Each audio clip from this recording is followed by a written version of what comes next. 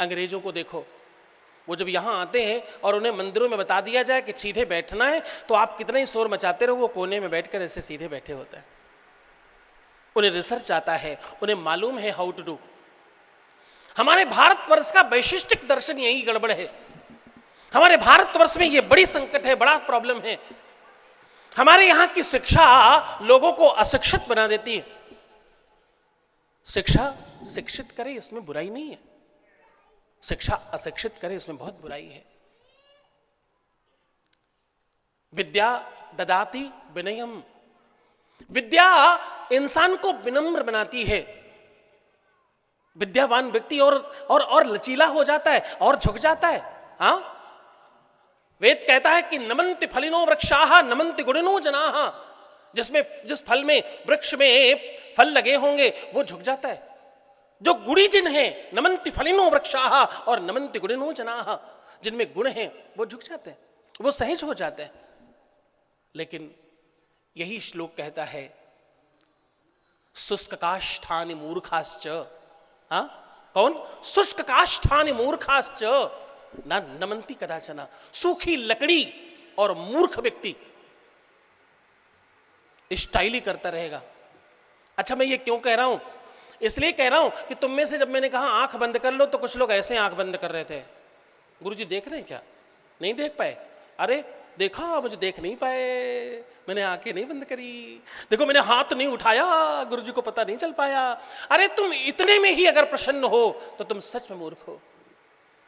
हाथ उठा लेते तो तुम्हारा कुछ जाता तो नहीं, कुछ नहीं मिलेगा। मैं कह रहा हूं 100% ढकोसला है ये 100% आडंबर हो सकता है,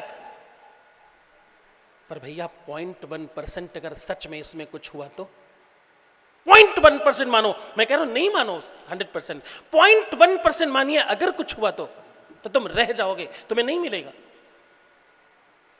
बैठे ही हो यहां, कुछ और तो कर नहीं रहे, कुछ और कर सकते नहीं, इस टाइम पर कुछ और हो सकता नहीं। अरे करके देखो ना, इतराना तब, स्टाइल मारना तब, अपनी अपनी अपनी वो बड़ी वाली बुद्धि दिखाना तब, जब सांझ हो जाए और तुम सब जो मैं कहूं वो करना, और उसके बावजूद नहीं मिले मेरे पास आना और मुझे आकर बताना। गुरुजी क्या कहते हैं ये जरूर सुनना है, उसका मतलब समझना है। भक्तों की सेवा करना सबसे ज्यादा जरूरी है। भक्तों की सेवा भक्ति का सबसे सर्वोच्च पद है, इससे बड़ा पद कुछ नहीं होता। हाँ, भगवान कृष्ण ने भी यज्ञ में, आप आगे सुनोगे, आज मैं प्रयास करूंगा ये बात आपको बताने की। अब जब पांडवों ने यज्ञ कराई तो सबने अपना अपना काम बांट लिया कि बहुत बड़ा युद्ध हुआ, युद्ध में बड़ा हताहत हुआ है, चलो यज्ञ करते हैं, और यज्ञ में सबने अपना अपना काम बांटा। भगवान कृष्ण ने भी बोला मुझे भी कुछ काम दो। तो पता है क्या काम लिया उन्होंने? भगवान कृष्ण ने कहा मुझे एक काम दो, मुझे भी इसमें काम करना है। पत्तले उठाना पग धोना, पत्तले उठाऊंगा और जो आएंगे उनके सबके पैर धोऊंगा। मोहन ने अंगीकार किया। तो तुम जब भक्तों की सेवा करना जानते हो तो तुम सच्चे भक्त होते हो। आज मैं प्रयास करूंगा अपने प्रवचन में तुम्हें गुरु कृपा कैसे मिलेगी, तुम्हें भगवान की कृपा कैसे मिलेगी वो बताऊं, और जब तुम सीख जाओ तो तुम्हें दूं भी। मैं आज पूरा प्रयास करूंगा कि तुम्हें लर्न करवा सकूं, क्योंकि लर्निंग ही अर्निंग है। जो तुम अर्न करना चाहते हो वो बिना लर्निंग के संभव नहीं है। तो मैं पूरा प्रयास करूंगा आज पढ़ा दूं एक ही दिन में। पहले कोशिश करूंगा कि तुम पढ़ जाओ, अगर तुम पढ़ गए तो बहुत अच्छा, अन्यथा जब आज ही तुम्हारी परीक्षा होगी तो मैं तुम्हें नकल भी करवाऊंगा।